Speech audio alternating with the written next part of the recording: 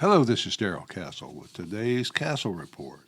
This is Friday, the 11th day of August in the year of our Lord 2023. I will be talking today about the recent coup in Niger, why that change in a West African nation matters to America, to the extent that Undersecretary of State Victoria Nuland, the mother of the 2014 coup in Ukraine, was dispatched to Niger to meet with the new rulers and to lay down the law to them.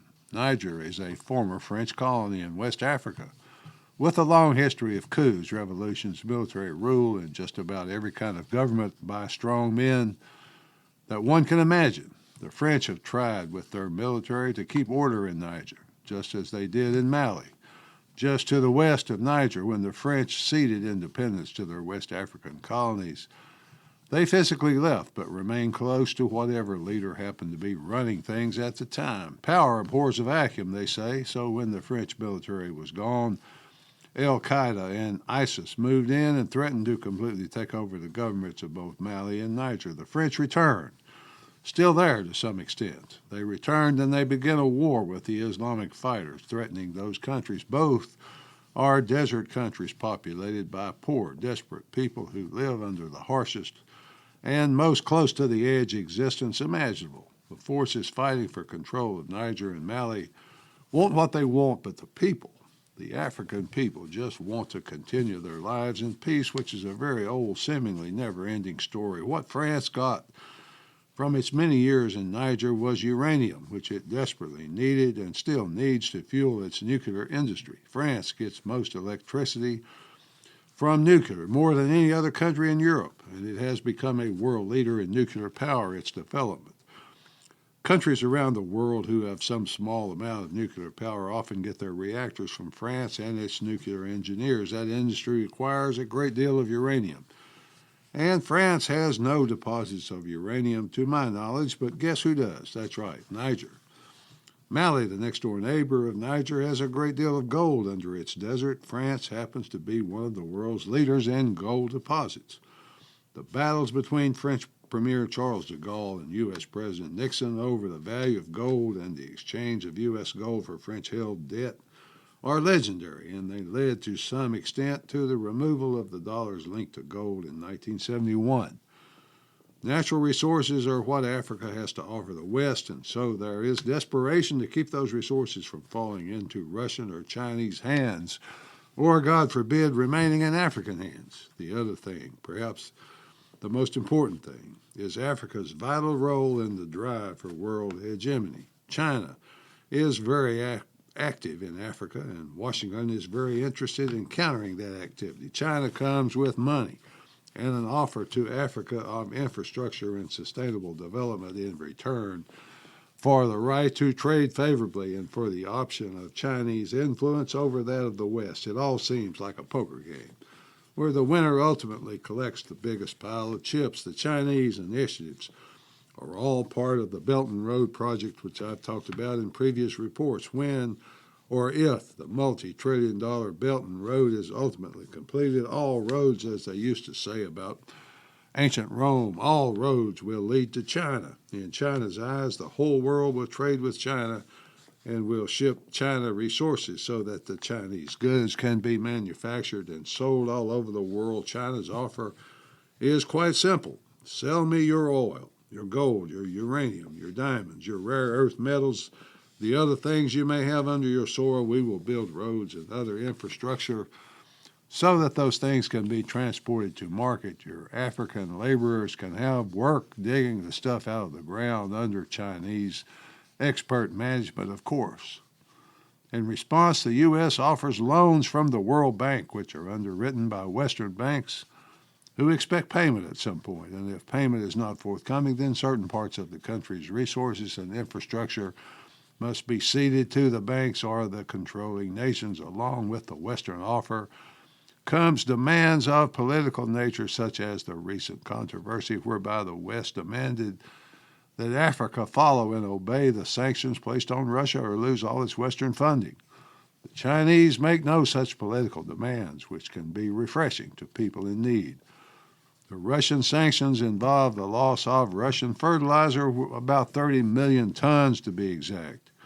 which is desperately needed in Africa to grow food to feed the continent's people. The only thing that seems to matter to the West right now is to counter the strategy of Russia and China. Washington demands that the African nations rich in oil, nations like Uganda, Nigeria, stop shipping it and stop building the planned 1,445-kilometer-long pipeline to ship their oil to the coast. A pipeline would allow Uganda and other adjoining nations to enjoy unemployment and economic boom from the 6 billion barrels passing through their countries.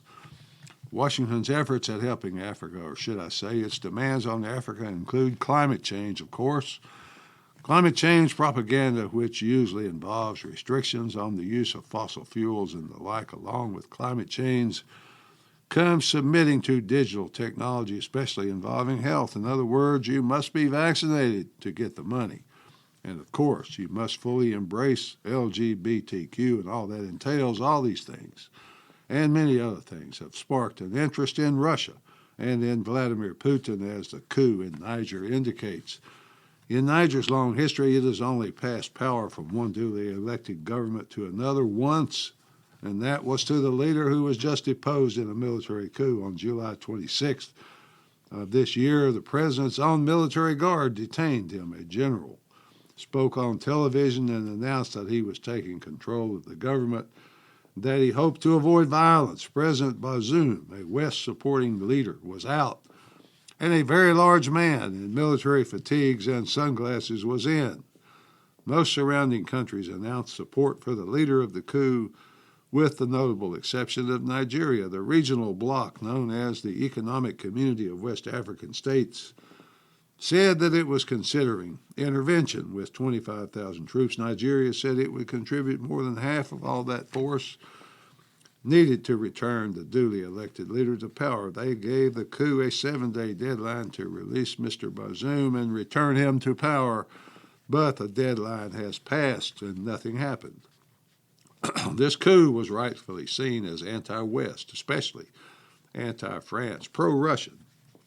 Protest against French troops and their policies of interference in the affairs of host nations as part of forced France to withdraw its military. This is now a dangerous, simmering conflict which threatens to explode into a continent-wide war.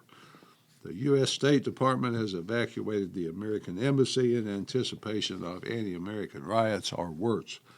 The U.S. sent Victoria Nuland to Niger to lay down the law to the uppity coup leaders of Niger. Ms. Nuland is Undersecretary of State and a very important member of Secretary Blinken's State Department. She is the person who is widely credited with the 2014 Maidan protests in Ukraine, which resulted in changing the government from pro-Russian to pro-American. The long-term effects of the Ukrainian, quote, coup has been the deaths of hundreds of thousands of people and the expenditure of more than $100 billion U.S. Ms. Nuland went to Kiev during the protest and brought cookies for the protesters. After it was over, her man was in power. She bragged that, quote, "We accomplished all this for less than $5 billion, end quote. She apparently the State Department's expert on coups, so she was quickly dispatched to Niger last Monday. The leaders of the coup refused to allow her to meet with the deposed leader, but she spent about 2 hours with the coup leaders who would meet with her. She described the military officers as unreceptive to U.S. pressure to return the country to civilian rule. Quote, "They were quite firm about how they want to proceed, and it is not in support of the Constitution of Niger," end quote. She told the reporters that her conversations were extremely frank and at times quite difficult. She described Niger pre-takeover as a vital counterterrorism partner of the United States. She said she made absolutely clear the kinds of support that we will legally have to cut off if democracy is not restored. U.S. law requires that if a democratically elected government has been toppled by unconstitutional means, federal law requires a cutoff of most American assistance, particularly military aid. So no more guns, bullets, bombs, so on and so forth. No more piles of borrowed cash for your leaders to stick in their Dubai banks while your people starve. Her meeting was with General Barmou, a U.S. trained officer 3 of his colonels. The coup's top leader refused to meet with the Americans. The reason he refused to meet was apparently because he was meeting with the head of the Wagner Group. You remember the Russian mercenary army that was Putin's primary striking force in Ukraine. The coup leaders want to hire Wagner and to fight off any invasion or intervention by neighboring countries or by Western nations. The Wagner meeting was in Mali. It was confirmed by French journalists. The AP reporter was quoted as saying, quote, "They need Wagner because Wagner will become their guarantee to hold on to power," end quote. Wagner head Yevgeny Prigozhin called the coup, quote, "a justified rebellion of the people against Western exploitation." Prigozhin also jokingly thanked Victoria Nuland for sending him another good-paying customer. Speaking of payment, how will Niger pay for Wagner mercenaries without borrowed money? That's a really good question, to which there are only a few answers. They could use money the U.S. has already given them or money they borrowed from the World Bank, or either Russia or China could cover the cost for them. The other, most traditional way would be to cede part of Niger's resources and infrastructure. Wagner is, however, becoming a fixture in Africa, operating currently in Mali, Burkina Faso, Sudan, Mozambique, and the Central African Republics. Should ECOWAS attack Niger, as it has said it would, then that would be a declaration of war against all Niger's allies, according to the new Niger leadership. What about the African people, the ones who are living in Niger right now? That's a good question, because Niger is a very poor desert country whose people don't have much, only want to live peaceful lives, or so it appears. Traditionally, African people live in the most brutal poverty, while the political class enjoys the largesse provided by colonial powers like France, Great Britain, and Germany. I started reading bloggers from Niger and Mali, as well as watching some of their videos. One man in particular caught my attention. He has a YouTube video in which he appears in a military uniform. He says, "We want to work with Russia because Russia gives us weapons and other benefits for free. Vladimir Putin is a great man of dignity and respect. He treats the African people as equals. There is a $23 billion U.S. debt which burdens them, and Russia has agreed to cover it for them." Who does that kind of thing for someone except Vladimir Putin? Right now, the African people do not even have their own banks, and their leaders must store their money in Western banks, but Putin will help them set up African banks. Putin will let the African people be themselves, will not insist that they adopt LGBTQ, which they don't want. The West brought Niger HIV and AIDS and its rubbish lifestyle, but Putin will let them be themselves. Well, that's the end of his video. Very interesting. Finally, folks, the African people have nothing to say about which colonial power exploits them at one time or another. Russia brings military assistance. China brings money, trade, infrastructure development. The West brings military protection and money, but at a price. All the nations which exploit the African people have their price. There's virtually nothing for the Africans. The resources of Africa should belong to the people, should be used for their benefit and not for the benefit of cartoon characters in fatigues and sunglasses, and certainly not for the benefit of nations competing for world hegemony. At least that's the way I see it. Until next time, folks, this is Darrell Castle. Thanks for listening.